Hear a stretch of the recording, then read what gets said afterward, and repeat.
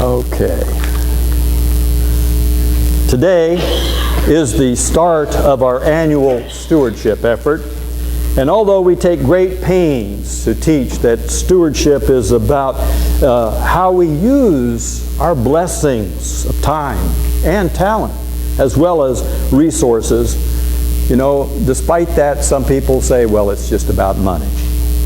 So today, with the help of some outstanding actors here, I want to demonstrate the meaning of stewardship. Okay, we'll start here.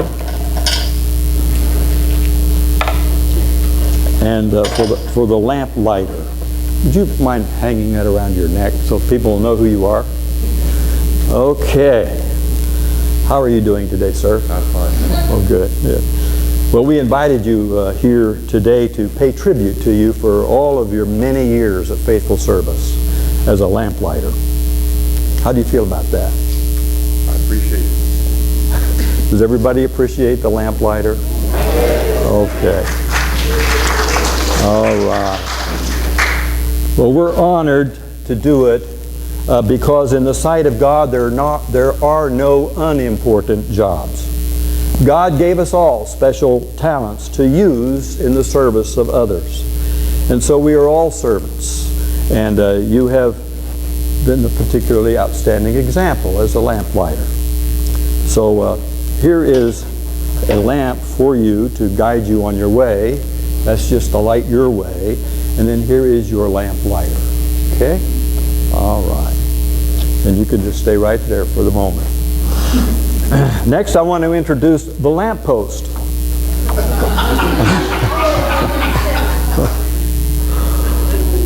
Okay. Okay. How are you doing? Good.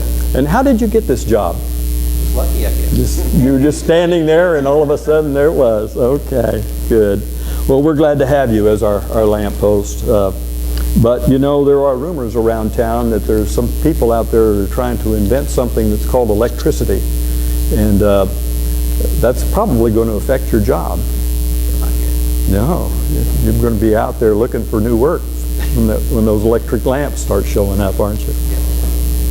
Okay, well then here is your lamp. And if you would go over there and stand in front of the lectern there, that way we'll give our lamp lighter a ways to go to get to you. Now in 1816 in Baltimore, Maryland, it was the first city in the U.S. to install public gas lamps. And that was, of course, the year that James Monroe became our 5th president. And the country only had about 8 million people and only 19 states. And it would be many years before gas street lamps would come into common use. Now some would say that those were simpler times, but compared to the conveniences today, how would you like living without electricity and all of the benefits that provides to us? Well, those thoughts are for another day. But compared to those conveniences, we know that we had great service from the lamp-lighters of old. Now, as soon as it's going to be dark, if the ushers would dim the lights for me, please. And the lamp-lighter is ready to make his rounds. So let's see what happens.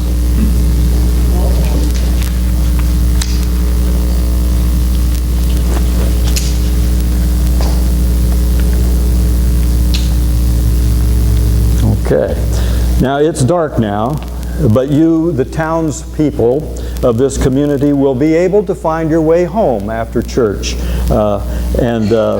That, of course, is the purpose here.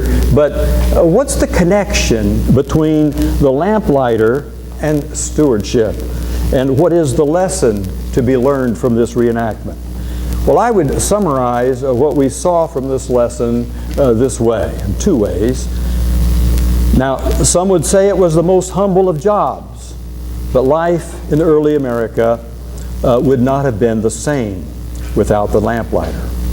His job began shortly before dusk, and starting at one end of the street, he would go from post to post, lighting the lamps that would show the townspeople the way. And as darkness settled in, You could follow his steps until he became but a faint shadow in the distance.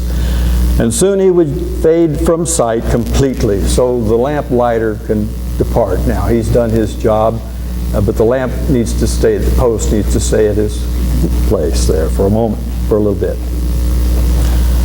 For me, stewardship is about this process that we have just seen illustrated.